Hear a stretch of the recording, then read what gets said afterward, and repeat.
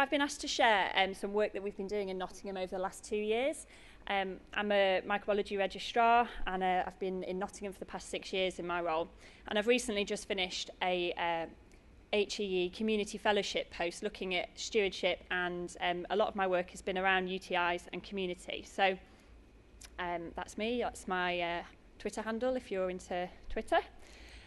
So I'll gloss over the background really, but this is the region that I've been doing some of this work in. So we're really covering the mid and South Nottinghamshire area, and we're lucky enough in our area to have a community infection control doctor in post who chairs our Nottinghamshire Antimicrobial Stewardship Group, which is a multidisciplinary group working together across the county.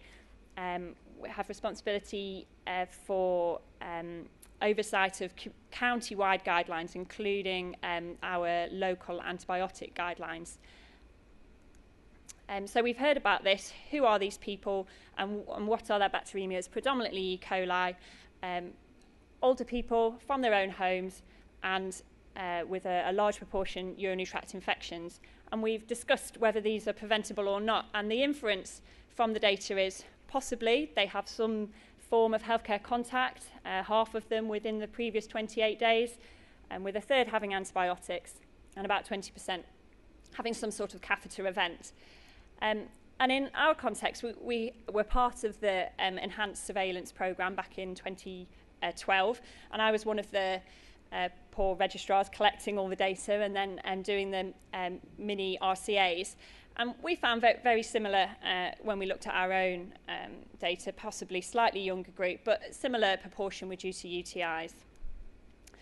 And did we find these preventable? Well, I think it was interesting that the final question in the enhanced surveillance was to list up to 5 possibly preventable factors for each E. coli bacteremia. Unfortunately, that data wasn't published, and I've not been able to get hold of that. It would be nice to know what everybody who was collecting this data felt were preventable factors, and it's certainly interesting to see ABIDs on there because they're slightly different to ours. But when we looked at ours, 167 cases, doing a multidisciplinary mini root cause analysis, 82% we were unable to identify any possibly preventable factor that we could have done differently within the constraints of our current data collection. But the things that we did find, really, the red and the green slices, were to do with urinary tract, urinary catheters, which I'm not going to talk about, and urinary sampling, testing, diagnosis and management.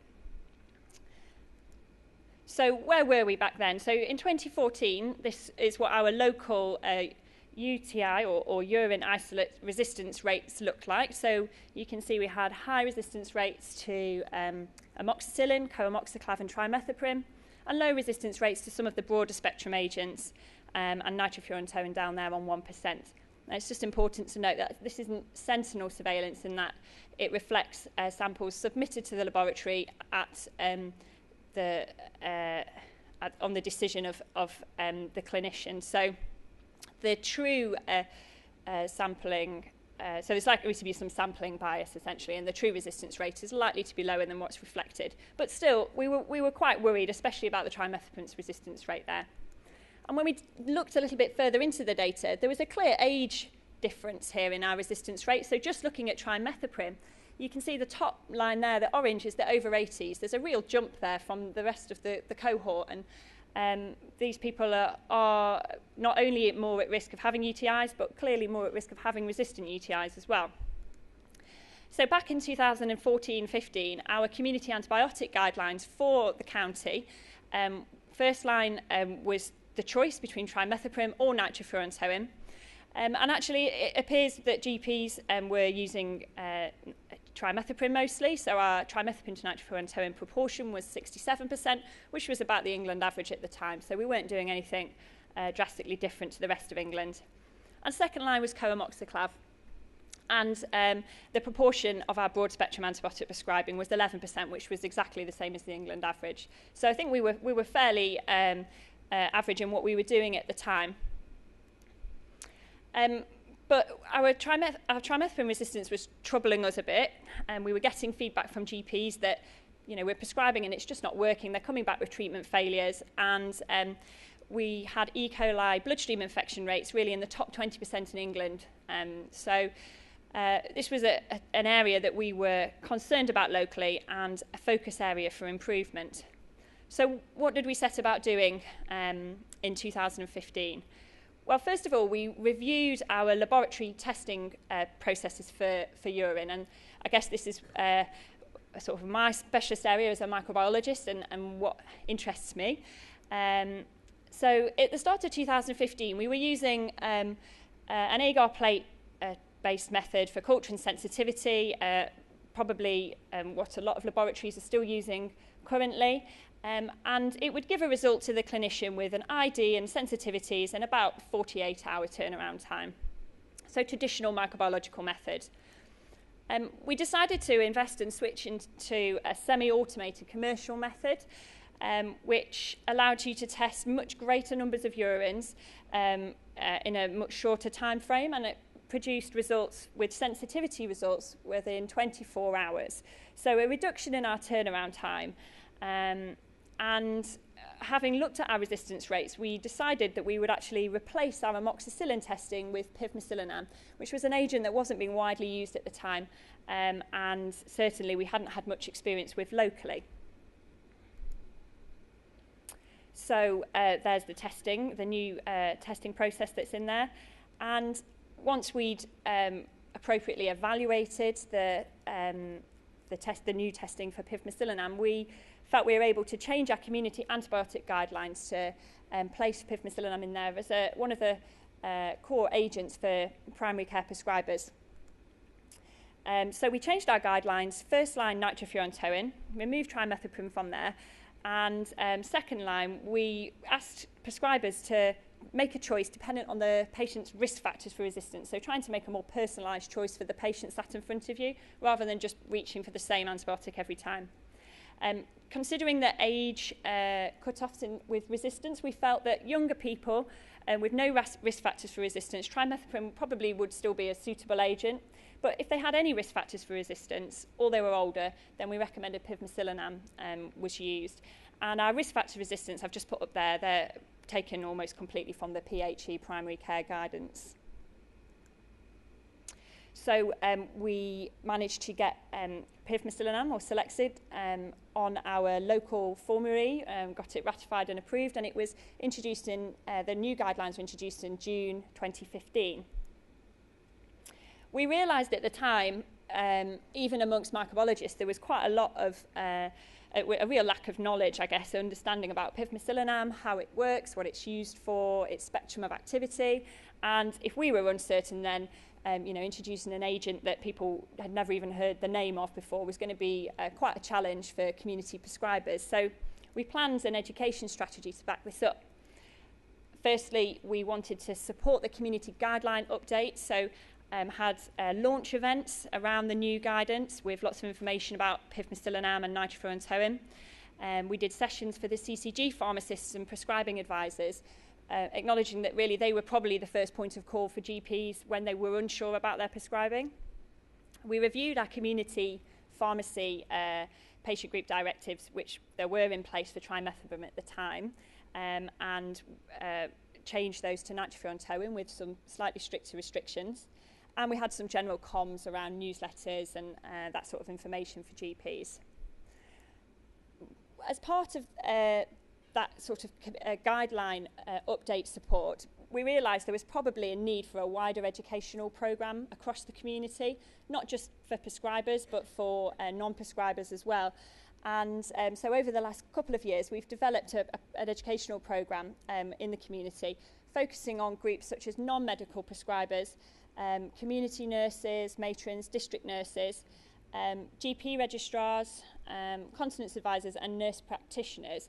And hopefully these sessions are going to become regular and embedded sessions. And we've certainly had good feedback that this is information they would have loved to have known earlier on. So I think the wider educational programme is not just covering guidelines and updates, but covering a whole range of things around stewardship, asymptomatic bacteriuria, dipsticks, all of the hot topics, if you're into UTIs, that is. So that's our education strategy. So So where are we now? So about 6 months ago, we got to thinking, what has the potential benefit of all of this work been? I was in my role full time, and we've spent a lot of time and effort doing all of these changes and laboratory evaluations and education sessions. So had we had any impact on prescribing at all? In the meantime, the quality premium had come in, so that was it was nice that we'd kind of preempted some change in UTI prescribing. We wanted to know whether we'd made any difference at all to our antibiotic resistance trends, our E. coli bacteremia rates, or our hospital admissions for UTIs.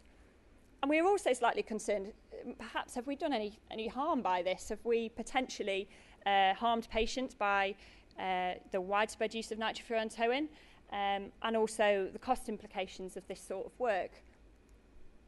So we definitely changed antibiotic prescribing. So this is just a graph showing our trimethoprim use as a proportion of a total trimethoprim to nitrofurantoin ratio.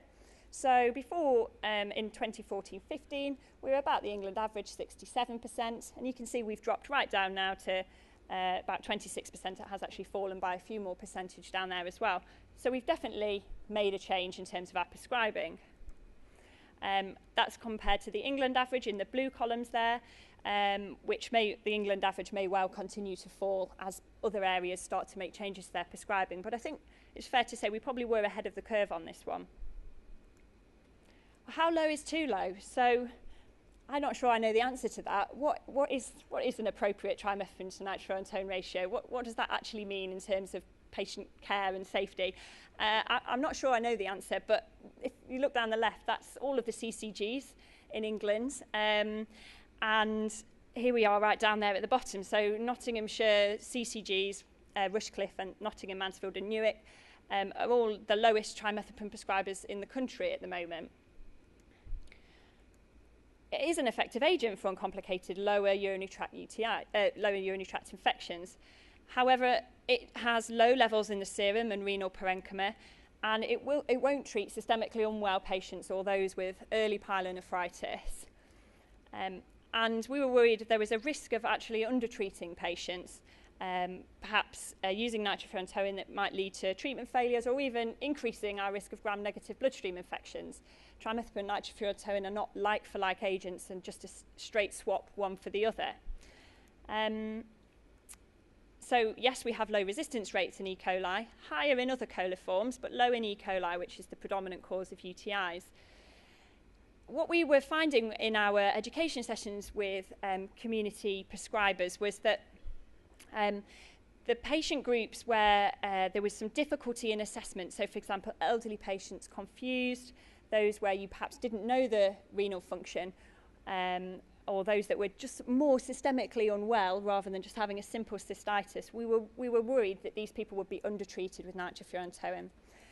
So in our teaching sessions, we used case-based scenarios to really highlight this issue, and it did actually confirm our concerns that some groups of prescribers, especially non-medical prescribers, would have used nitrofurantoin in some of the cases where we felt it would be inappropriate.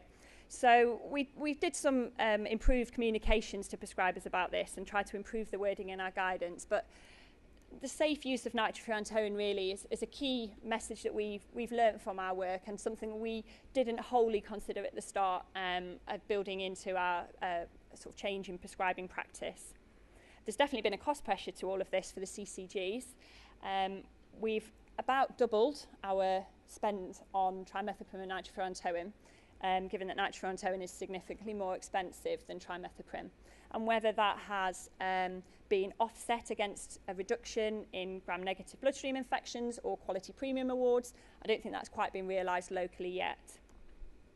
And has there been a wider impact of all of this? Have we made any difference to our local population? So that's the graph with our trimethoprim prescribing. And I'm just going to overlay our urinary tract resistance rate. So this is urine samples sent from the community to the hospital lab in Nottingham. And the red line there is E. coli. So before we started, we had a resistance rate kind of running along in the mid-30s for several years. And since we reduced our trimethoprim use, that's fallen to 25%. And for other coliforms, has also seen a similar drop. So currently we sit about 5% lower than the England average for trimethoprim resistance in E. coli from urine samples. The worry was, are we going to see a rise in nitrofurantoin resistance? Well, in E. coli, no, and that's reassuring. But biologically, that makes sense because there's a fitness cost to an E. coli. It won't grow as well if it becomes resistant to nitrofurantoin. So E. coli was reassuring. But in our other coliforms, we did actually see a significant rise. So this probably accounts for about 20 to 25% of our UTI organisms. So it's something we're keeping an eye on, and we have seen a rise in nitrofurantoin resistance there. Thanks. Reassuringly, pivmecillinam resistance hasn't changed significantly over that time period, which is supported by data from Scandinavia where it's been used for decades, and they've not seen large-scale emergence of pivmecillinam resistant strains. This was reflected in our E. coli bloodstream infection rates. So we test routinely our E. coli from bloodstream against trimethoprim. Occasionally we might use it as an oral step-down agent. But what I wanted to know was whether the trimethoprim prescribing in the community could have potentially impacted those people who ended up getting a bloodstream infection and were admitted. So again, we can see the red line E. coli resistance rate has dropped by 11% over this time period in bloodstream, and similarly in coliforms, although the total numbers of these are much smaller than the number of urines we process. So just to give an example of one CCG who's really gone for it, was Rushcliffe CCG in our patch, and their trimethoprim to nitrofurantoin ratio fell from 65% to 22.5%, and over that time they saw trimethoprim resistance fall from 36% to 18%, and they're currently the lowest in the country. Has this led to any difference in hospital admissions? Well, I think the answer to this is I don't know. The coding has changed several times during this period, so I'm not sure that I can relate any of the changes to hospital admissions to what we've done in the community. So the arrow there shows when the guidelines changed.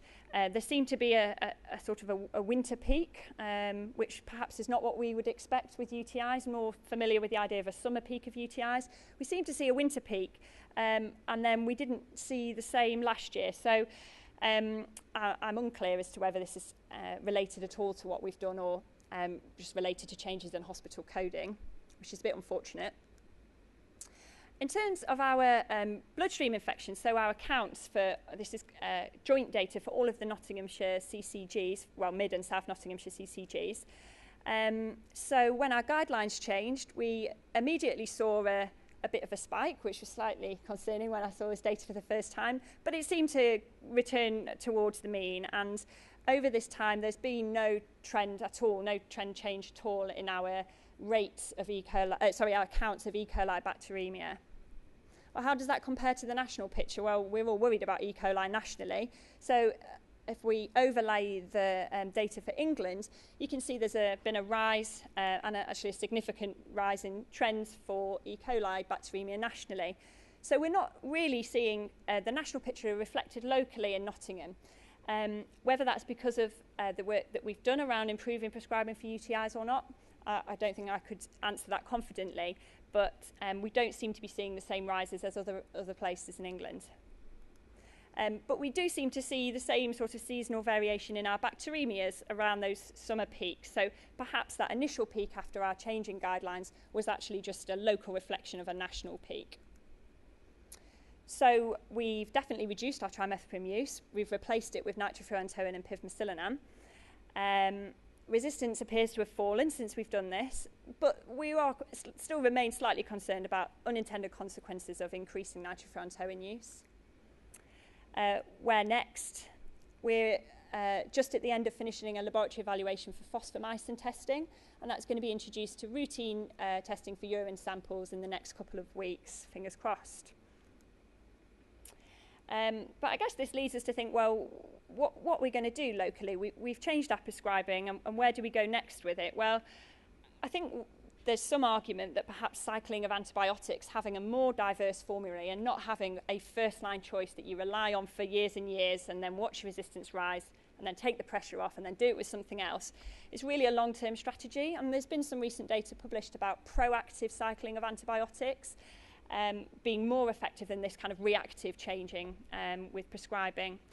But if you're going to cycle antibiotics in quite rapidly, then how is your prescriber going to know at all what they're doing? And I think this is really a gap in terms of prescriber decision support, so intelligent use of data to support prescribers on what they should be using, rather than expecting them to remember what antibiotic we might be using at a certain time point.